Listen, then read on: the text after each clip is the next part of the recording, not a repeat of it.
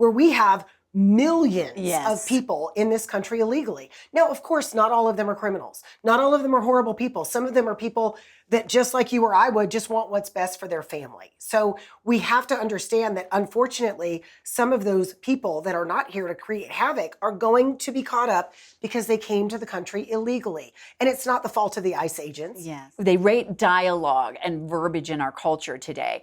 And the worst is saying, not only do you disagree with me, but because you disagree with me and we see things differently, you are evil. Right.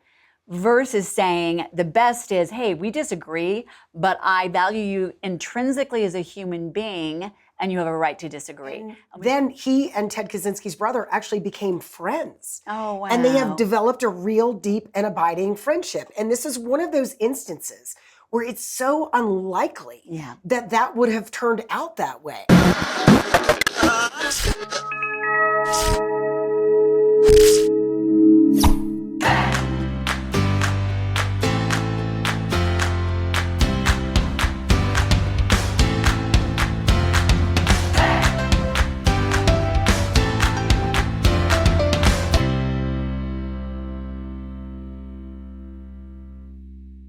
Well, hello today. This is my friend Mandy. And this is my friend Deb. And together we are Mandy and Deb. We have so nailed that. I know. I feel really good about that. And we don't even practice. We just do it once a week. I do hear it in my sleep sometimes. Yeah, exactly. Yeah, there you go. There you go. Well, welcome to our show. And by the way, first of all, be sure to click subscribe down below, that little button, and all of the shows at IITV. Great people here at Independence Institute. And also, follow us on our Facebook page. Yes, we would love to have you at Mandy, ampersand, that ampersand right there. Fancy ampersand. Yes, Deb. indeed. Find us on Facebook, and we'd love to hear from you and your thoughts and all of that good stuff. Yes, we would. Well, we're going to kick it right off because I've got a clicker. Our first segment is We've Got Issues. Take that however you want. But today our issues are going to start with ICE. And we're not talking about the kind of thing you put in like your margarita. Every time you say that, though, in my mind, I hear stop, collaborate, and listen. ICE is back with the brand new. Never mind. Go ahead. Continue with the serious part of the show. Wow. Every time I hear the word ICE, that is what I think of. See? That's what goes in my mind. And I never think of that. Yeah. So that's why we're a good pair. But as you all probably know, that actually stands for... Let me find Immigrations and Custom Enforcement. Thank you. I need more coffee today. But it's been in the news, and obviously been in the news because of the situation that's going on in our country with immigration, with this huge portion of people that have come over our border in the last 4 years, basically over 10 million at least. But the reason why we want to talk about it is there have been a surge of attacks in the last year, 1 year, from January 24 to January 25, a 700% increase in attacks on ICE agents. And before we go any further, I just want to read the ICE mission, because these are people that are law enforcement hired by our country under law, and their job is to enforce immigration law and ensure national security. People serving the citizens.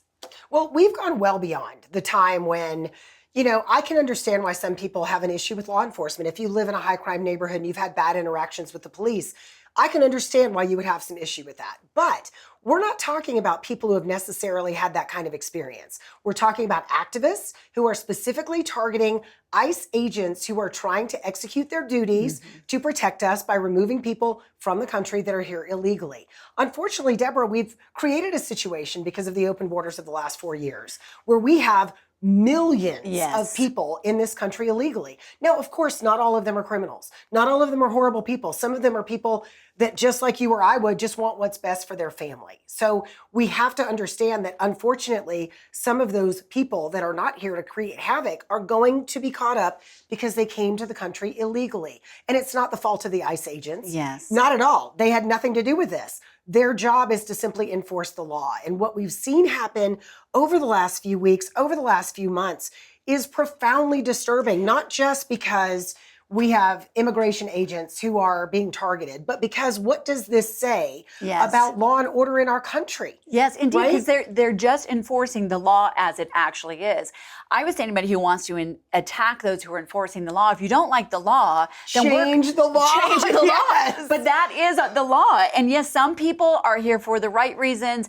But I would still say, even for those people, let's be clear, without our laws, who is actually, hurting them are the people who are illegally trafficking them. But what's happened and why is this important? Obviously, there have been numerous incidents. I think there have been nearly 80 attacks recently, and including a shooting in Dallas where somebody said they were targeting ICE, wanted to cause maximum lethality. That was their words, and they did say it in a note before killing themselves. But who did they kill? They killed a detainee, so someone who was here illegally and caught by ICE, as well as harming others. But this is just one of many. There have been Molotov cocktails attacks in California, other ambush-style attacks that have been going on. And so it's something we need to talk about. And I do think, as we've talked about before, and we had our show recently where we were talking about the Charlie Kirk event, some of this is getting stirred up by what's going on in the dialogue, whether it is on media or it is many elected officials who are calling ICE agents, law enforcement agents who are doing a job that we, the people, have hired them to do. They're calling them Gestapos, comparing them to brown shirts, yeah, etc. And we've got to be a part of the solution of tamping this down. I would take it one step further, okay? And I'm just going to break this down very, very simply. My belief is we don't have a country without borders. Yes. And as much as I would love to think that we should be able to absorb and welcome immigrants from all of these countries where they have no opportunity, their families are in danger, they have no economy, I would love to welcome them all. But the reality is we can't, because it is very, very difficult to absorb and assimilate all of these immigrants coming in at the same time. One of the ways immigration works, and I love immigration, I think that our diverse society makes us so interesting as a country, and traveling around the world to homogenous nations where everyone looks the same, you really notice how much diversity we have in the United States. So this isn't being anti-immigrant, but when you have a large group of people who come in, especially if they're coming in from the same area, what ends up happening is they silo themselves in individual neighborhoods. If you go to New York City, you've got the Russian neighborhood, you've got the Ukrainian neighborhood, you've got the Polish neighborhood. There are people who live on those blocks who never learn to speak English, even though they've been here their whole lives, because they remain in that silo. And a couple of things happen when that happens. Number one, you've cut yourself off from so much opportunity in the United States of America by not being able to speak English and not adapting to American customs. Secondarily, it creates an environment where there's a level of distrust, of otherness that we don't need. I've lived in neighborhoods where I was surrounded by people from all over the world. And you know what? We were great neighbors. We had a great time. Some of them didn't speak English, so we were waving neighbors, but we knew each other because we were close like that. And we were integrated in those neighborhoods. And it allowed us to have a level of understanding. It allowed those immigrants to really assimilate better because they were able to understand what the expectations were, what American culture is all about. And of course, we exemplify that at my house all the time. But it's so necessary. And what we've done by having this huge influx of people is we've created a situation where we have to do something drastic. We do. Because the other thing is, it like you said, it doesn't help anyone who's coming here for a better life if they don't learn how to speak the language because they're limited. The other thing is, we want to know they're coming here because they want to be Americans. Now, Americans can look like you have your own ethnicity, you have your own culture, but you want to be an American.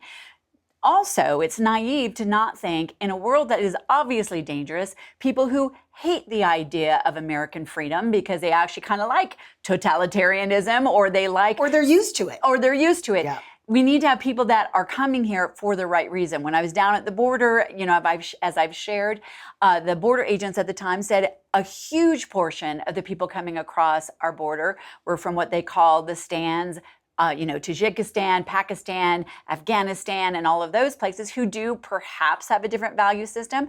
Also, a lot of Chinese nationals. And if we aren't aware and we are naive about what China's doing, all we have to do is remember the big balloon passing near our missile sites and some of the arrests.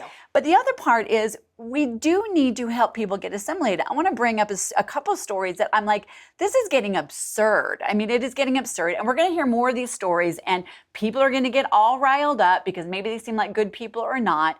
But for instance, the governor of Oklahoma has talked about how now in California, people with commercial trucking license do not even actually have to present a name. There are many places where they get the CDL, the commercial trucking license, and on their certificate, it says no name given.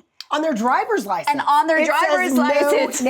How is that possible? Yes, and somebody made a great point. When's the last time any one of us went through an airport and didn't have to present ID and then all of these other things? And when we went out of the country, we had to give our passport on top of everything else. I mean, this is getting crazy.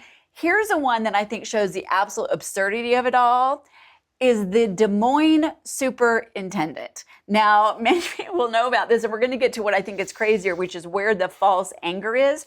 But the Des Moines superintendent, I have a lot of families in Iowa, a lot of relatives in Des Moines. It's a great place. But the Des Moines superintendent was just arrested by ICE because he overstayed his visa. He had a weapons charge against him. And get this, he was hired for the largest school district in Iowa, over 30,000 students he's overseeing. Not only did he not have the correct credentials for this position, being there illegally, he didn't even have a real doctorate degree. So my question is, we've gone so far towards let's welcome the huddled masses, which we all want to, love the Statue of Liberty, to let's not even verify who they are. And the thing that gets me, Mandy, that we've talked about, 200 people showed up to protest afterwards in Des Moines, not to protest the fact that there was no due diligence for hiring someone to be around 30,000 children. They were showing up to protest against ICE. And there were students among them. I'm like, what are we communicating in our culture today? Well, my big issue is that a very dear friend of mine married an Irishman, and he's a lovely man and a wonderful person.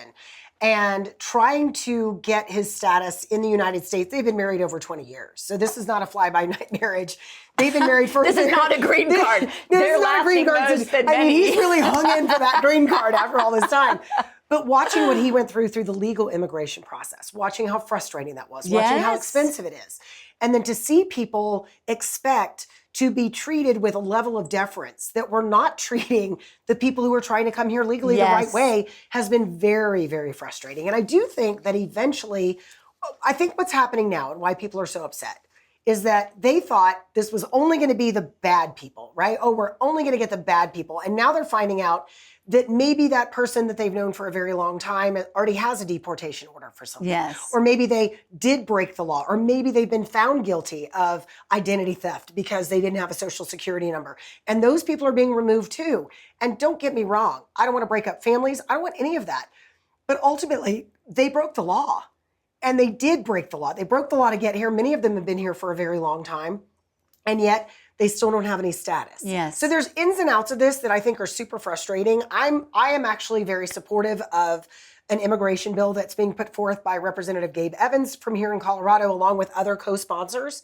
And it is working to solve the problem. And it's going to make a lot of really staunch conservatives very unhappy because they're looking to give legal status to people who have been here for a very long time. Or born here or whatever. This is a complex situation and we cannot have a simplistic answer to it.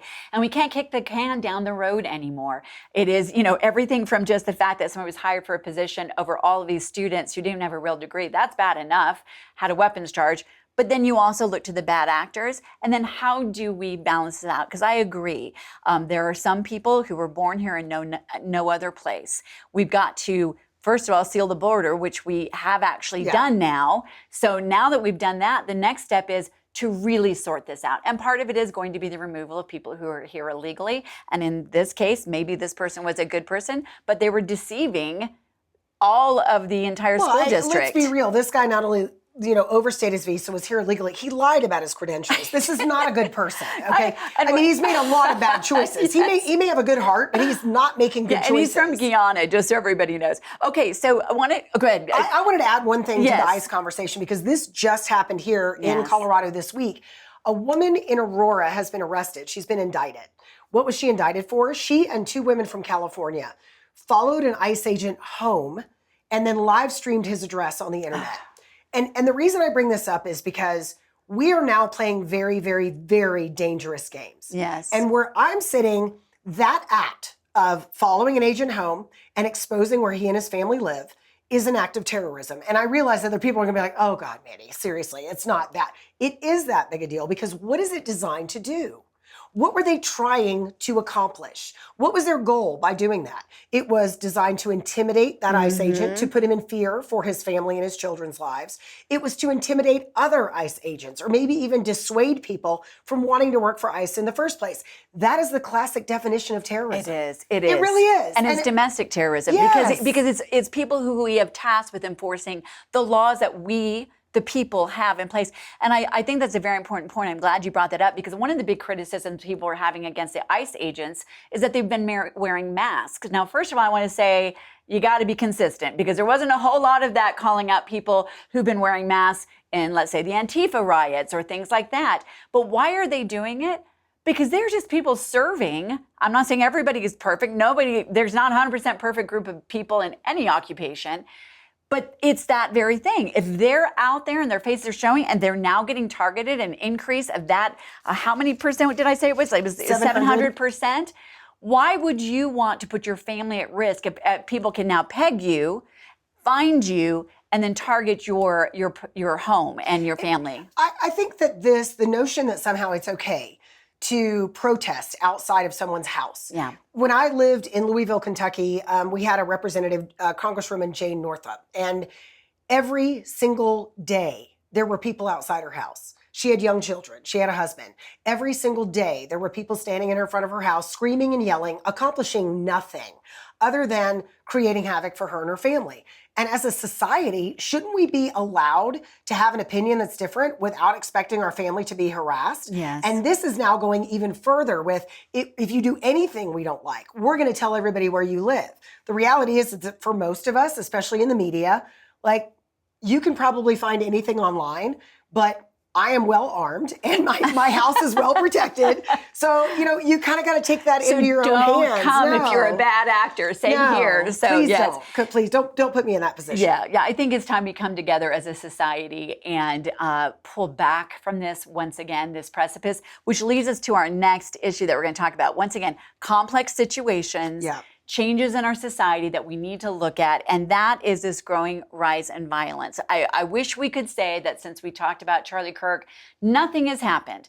But the fact is, this past weekend, there were 2 more shootings, and I'm sure there are more than that, but these got high profile. Both of them this time by veterans, and I say that with this hesitation. I'm in a family of veterans. We need to thank our veterans, but that is the case here. And so what we wanted to talk about is it is not a simple solution. Each one of these are complex. There are different motives, there are different extenuating factors, and it's time we all come together as a society and say, let's look at those actual details about it. And the one that we, kicked this off as a subject is obviously the shooting at the Mormon church that happened over the weekend.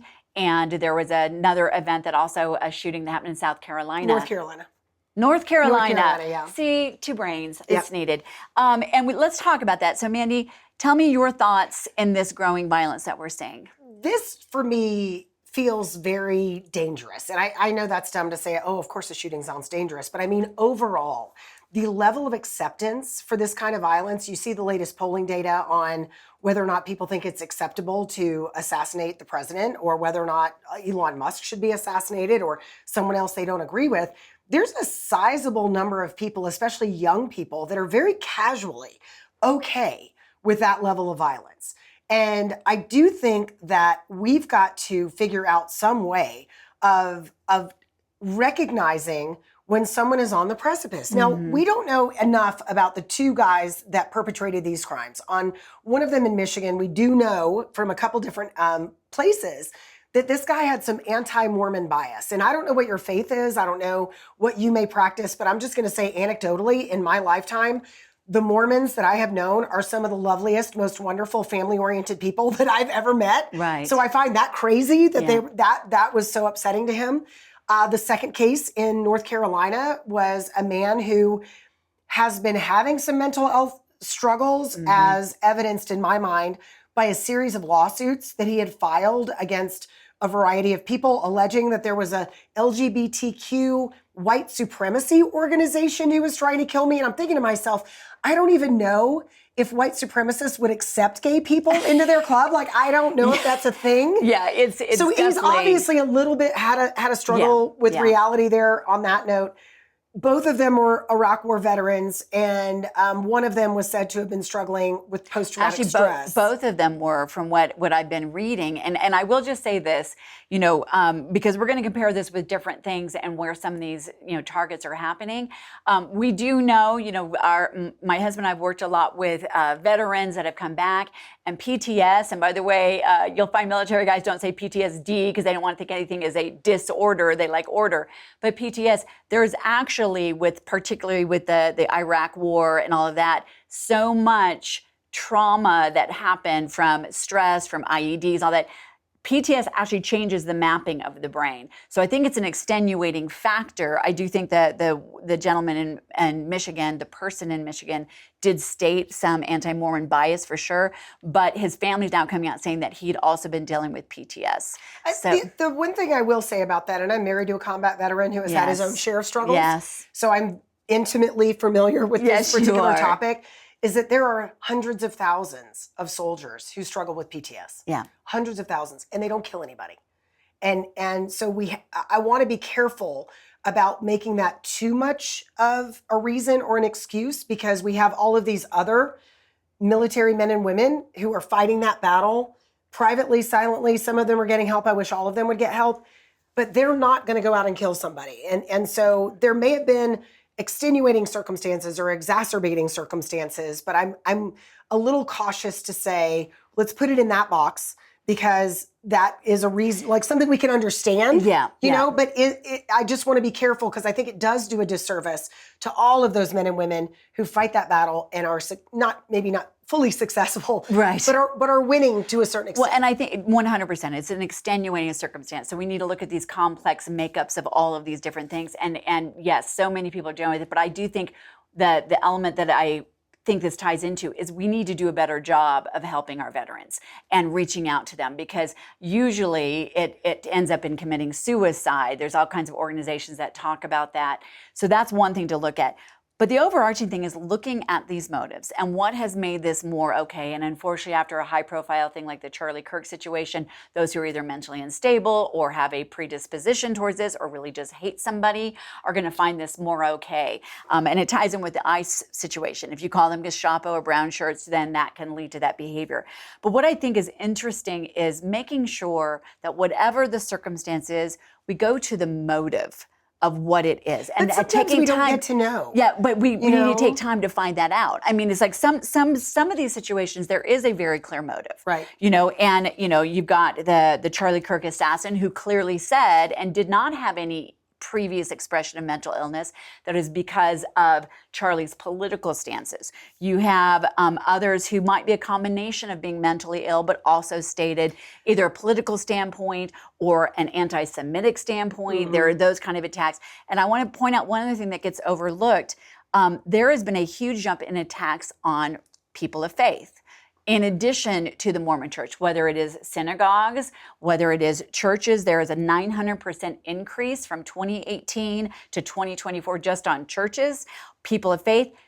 People who are different than those who want to go out and do harm seems to be a big point of all of this, whether it's faith, politics, whatever it is. They're just going after the other. And I think one of the things that I think this is like one of those bigger parts of the problem, is that I am not one to advocate and say, oh, everybody needs to go to church. I want everybody to walk their own journey and find their own path. So please don't take this as evangelizing on my part, unless you want to, in which case you are welcome to take it that way. Come join us. Come join us. But I do think that as faith has declined in the United States and church attendance has declined in the United States, we're going to talk a little more about that in a few minutes.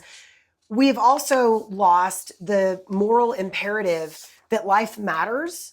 And when you say life matters, it's not just unborn babies, or it's not just, it's the person who's struggling, right? Yeah. Their life matters. And I think in some of these cases, I honestly believe that it is a suicidal motive that they decide for whatever reason they're going to go out in a blaze of glory instead of just taking themselves out. Yeah.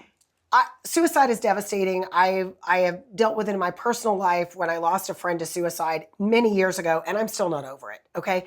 Still not over it.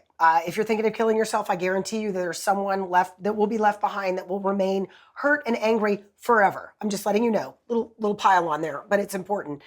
But I feel like because we have sort of devalued life so much across the board, that when someone is really struggling, what is to stop them? Well, it's dehumanizing. I mean, it really is. And I appreciate, because it's gonna tie into it when we transition here in a moment. But that's what we all have to pull back from in our culture. Not saying that every single one of us is responsible for saying X, Y, or Z, but there has been a dehumanization. I love something called the Dignity Index, and feel free to look it up. And they rate dialogue and verbiage in our culture today. And the worst is saying, not only do you disagree with me, but because you disagree with me and we see things differently, you are evil. Right. Versus saying the best is, hey, we disagree, but I value you intrinsically as a human being, and you have a right to disagree. And we've got to pull back from that. And we're seeing now this is happening and resulting in so much of this violence, it seems like. I agree. Yeah. Well, and how do we solve that? Because Mandy just invited you to join us for church. You're welcome anytime. And now we're going to go to We've Got Stuff. And what we're talking about in We've Got Stuff is this idea of community.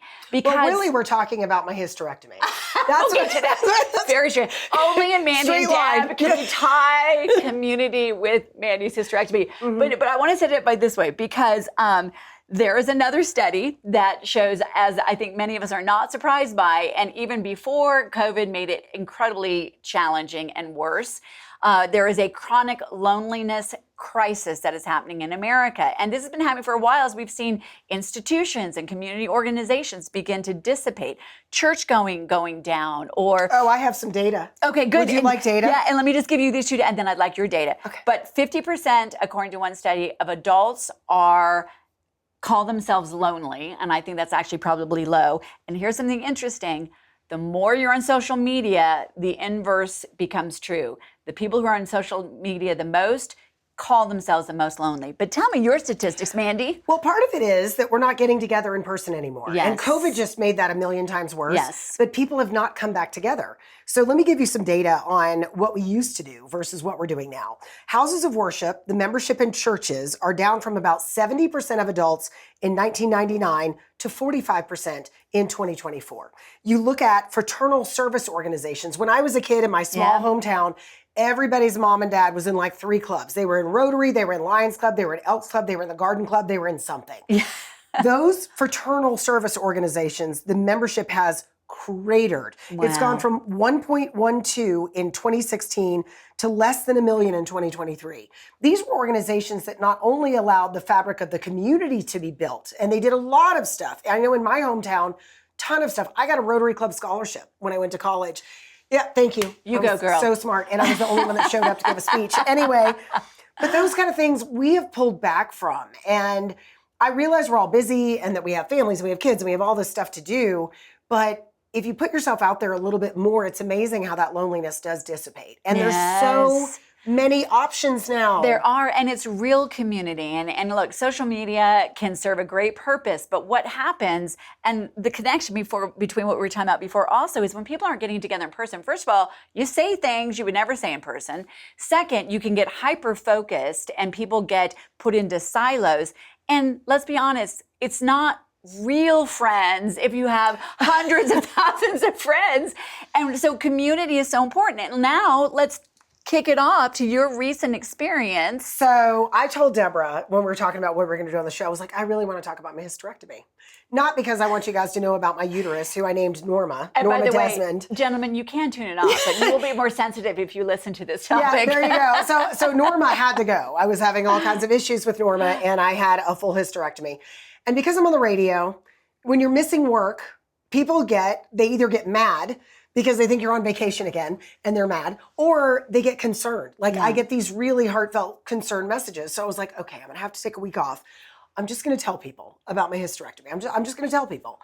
The craziest thing happened. 2 things happened. Number one, the support that I got from my listeners. You guys, I get the sweetest emails. I get a card in the mail from Bernadette. Bernadette, I love you. And they're praying for me. They're sending me good energy, whatever their thing is.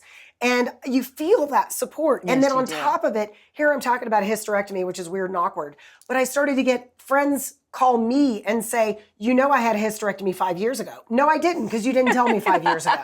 And I had women saying, thank you for talking about this, because I had a hysterectomy, but I didn't feel like I could be open about it. So one of the reasons I brought this up is, number one, that support, going through a tough time, knowing people are rooting for you, getting those little notes, hey, just checking on you, want to make sure you're okay.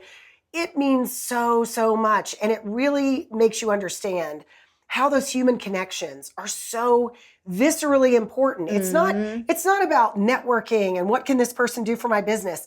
It's about how can this relationship with this person I've just met make my life better and make their life better. Well, and it's the interaction, and that's what's missing. When people go to social media instead, you're not actually really interacting. And it also, by the way, is this false perfect world. Yes. Where nobody, actually shares. And my goodness, Well, with Photoshop my world tools, is perfect. Oh, yes. No, I'm just and kidding. I always wake up on vacation with makeup. But it actually creates this sense of, well, I can't be that perfect, so why should I even try or share? And real connection is exactly what you talked about. It takes being vulnerable, saying I'm actually going through this tough time. And sometimes that's even better in person, one-on-one, that human connection. Or you just talk about it on the radio. It's fine. There you go. Yeah. Not everyone should do that. No. But to your point, the bigger point here is that there are ways to make connections with people that you don't understand when you're doing it. Yeah. How much it's going to affect them positively. Our mutual friend, Stephen Tubbs, another longtime radio guy, he came out and spoke openly about his now battle with prostate cancer. And he told me, because I called him to check in because his surgery was after mine.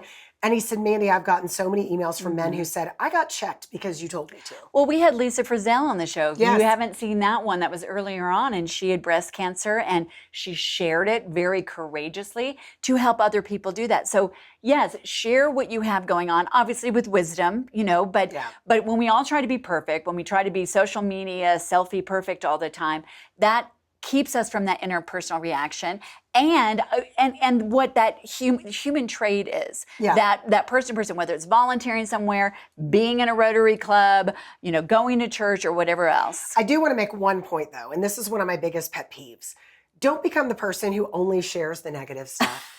Don't become the person that goes on and says, oh, poor me, I've got to take care of Norma. Don't do that. Use it for connection, not pity. That is my thing. And be the one that reaches out like people did to you. Yes. And instead of just going, little heart emoji, reach out to them if you know them personally and say, how are you? Can I bring you a meal? Can I help with anything? I'm praying for you, etc. Yeah. But community is key. It really is the key to solving this loneliness issue that is leading to a great deal of dysfunction in our culture. So thank you for sharing with the world about your hysterectomy. And now you know, I've had a hysterectomy, everyone, and I regret nothing. Okay. So that's good news, but now we're going to go to real good news. So there we go. Why don't you kick off the good news segment? I actually saw this story on CBS Sunday Morning, and I loved it so much because it kind of dovetails with something else that happened. So there was a story on CBS Sunday Morning, which I love that show. It was about Ted Kaczynski's brother. Okay, so Ted Kaczynski's brother, he was the Unabomber. Ted Kaczynski's brother is the one that turned him into the FBI. He was the one that actually ratted out his brother, and his brother was eventually killed in prison, but was going to spend the rest of his life in prison. And his brother's like, that's kind of on me. So his brother started reaching out to people who had been victimized by Ted Kaczynski and basically writing them and saying, I'm so sorry. I'm so sorry. Well, most of them didn't respond, as you can imagine. I don't know how I would respond, but maybe I wouldn't respond at all. But one guy responded, and he had been badly burned in one of the bombings. And he accepted the apology. And then he and Ted Kaczynski's brother actually became friends. Oh, wow. And they have developed a real deep and abiding friendship. And this is one of those instances where it's so unlikely that would have turned out that way. That when I saw the story, I'm thinking, in light of Erica Kirk at her husband's memorial saying, I forgive the man who killed my husband. It took me right back to that moment when I don't know if you remember the horrible shooting at an African-American church in South Carolina. Yes. And I will never forget seeing this group of little old Black women standing on the steps of the courthouse saying, we came to watch the proceedings, but we wanted him to know we forgive him. Yeah. I don't know if I'm that big a person. I'd like to think I would be, but when you see these kind of examples where you let in the brother of the man who caused you so much pain and aggravation, and then you develop into this wonderful friendship, it's kind of like, given the opportunity, great things can happen, but you have to put yourself out there. There's a great book by Philip Yancey called What's So Amazing About Grace. And forgiveness is actually, I believe, supernatural. It's supernatural the standpoint of, you want to see real superheroes, it's the ability to forgive, I believe as a Christian, comes from beyond us. And it's so healing. And what happens when you forgive is, I had a pastor one time who said, not forgiving someone is like taking a poison pill and hoping the other person dies. Right. When you forgive them, you're released, but it is incredibly hard. And I've never had to forgive something at the level of Erica Kirk. Now I'm going to get to my good news, which is completely frivolous now in comparison to this, but it means a lot to me. So I was one of those people who was traumatized by the movie Jaws. I was 50-year anniversary, and our kids still will show me pictures. And when I first saw it, my brothers held both of my arms down so I couldn't cover my eyes. So you're like, I won't look. I looked right as he chomps that guy in half. Here's some good news for those of us who hearts start to palpitate when you get deeper in water. I love snorkeling, just can't go very far. Okay. Right in time for the 50th anniversary of Jaws, there are Australian shark experts who have created a bite-proof wetsuit. Oh, wow. I know, right? Well, that's kind of cool. No, but well, they have the chainmail they do. suits. But it's really, they were saying it's really hard to surf and swim in chainmail as if you go down deep. No, they tried out all these materials and they say, but here's the downside. Don't just grab it and then just jump into a pool of sharks. They said it does not stop internal crushing that may happen and injuries. But isn't that good news? Like, you can actually put a you'll just be wetsuit on. crushed to death, okay? You won't bleed. You won't bleed, but you'll be crushed inside the that suit. one just stopped me. I'm like, good on him. I still have trauma though over Jaws. Growing up in Florida, you don't think about what's in the water. Yeah. Like, you're just in it. I swam in rivers that were infested with alligators, like to the point where you'd be floating down a river and there'd be an alligator on the bank, and you just don't. But growing up in Colorado, the scariest thing was the Cherry Creek Reservoir, where they did not pull a tree up and the branches were still sticking out of it. But anyway, good news for anyone who really loves to be in the water. There is now a bite-proof wetsuit. So right on. Okay, random act of kindness. Random act of kindness this week is incredibly selfish on my part. And no, we talk about just to be kind to you. No, just doing nice things for other people. So I thought about this and I was like, you know what I've realized, because I had a conversation with a group of people and we were sort of discussing hobbies, right? Who has hobbies anymore? Do you have hobbies? What hobby do you have? No, I like to do puzzles and we give through our church, but but that's not really a hobby. Like that's when I was skiing, a kid, I like skiing and hiking. When I was a kid, my next door neighbor, Mr. Moore, was an engineer, and he had this it was probably not that big now because I was a little kid, but like it seemed massive. This huge double piece of plywood that it was hanging in his garage, and he would bring it down on these pulleys, and it was a model train set, all set up. So that was his hobby, right? So that was his hobby. But we don't have hobbies anymore. No. So here's what I was thinking, and we'll just see how far this goes for me, because I'm big on talk with hobbies, but I don't actually do it. Try a new hobby this week for yourself. Yeah. Try something that you're like, you know what? I think I've always wanted to do a paint by numbers and just see what, I'm kind of intrigued by the paint by numbers, I'm not gonna lie. And try a new hobby, because I think that we are also wrapped up in the news of the day, in the work of the day, and what's going on with the kids' school, and what's going on here, was that we're not even capable of taking a little bit of time for ourselves. And I know, like, working moms with little kids, I realize you're mocking me right now. Your hobby is getting stuff off of your clothes at the end of the day. That's your hobby. Can I wipe off the vomit? Yeah, right there. But someday you'll have time for a hobby. And if you have a hobby, please, you can go to Mandy and Deb and tell the Facebook page and tell us what your hobby is. And by the way, that's a great way to get involved in the community. There are people that get together and have a mahjong club, or they have whatever else they do, or painting or whatever. Let's be real. Like, let's talk bunco. Bunco's just an excuse to drink.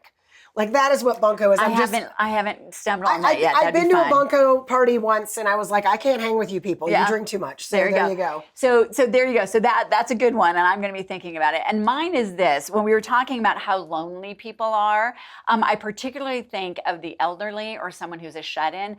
There is a way to find out where there are people in your community, and I would say write them a note, bring them a meal if you're more bold and you want to actually get in there and perhaps interact with them. Listen to stories, and if you can't, find a retirement home near you, and they have volunteers. And some of these people have amazing life stories.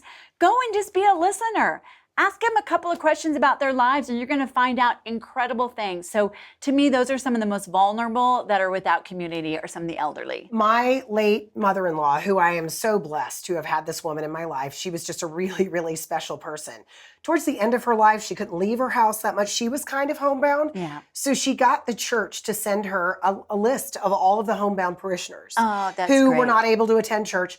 And I bought her a pack of greeting cards online. I think I paid like $20 for like 75 cards. Mm-hmm. And every month she would send them all a card. Yeah. And then they started this correspondence back and forth. And not only was it great for the people she was sending cards to your point, it was great for her. Oh, to hear back. I mean, that's the other thing about this human interaction.